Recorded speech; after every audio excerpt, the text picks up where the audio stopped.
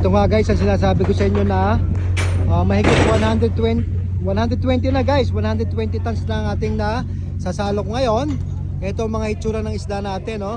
Classification natin ay ayan, may gulyasan, may tuna, may yellowfin. Ayan, halo-halo na yan guys. So maagang aryahan nga at na-bless kami dito.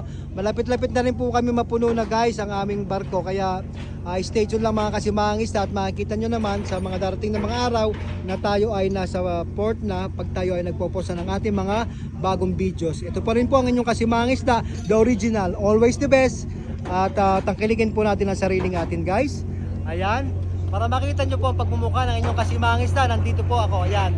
Baka sabihin nyo ay hindi totoo ito at baka sakaling sabihin nyo ninakaw na naman. May nagko-comment pa rin guys eh. Hindi nila alam talaga ang kakalakaran dito at kung sino nagko-content. Kaya ngayon nagpakita ko ng konting kapirasong mukha kung nakita nyo man. Ayan guys.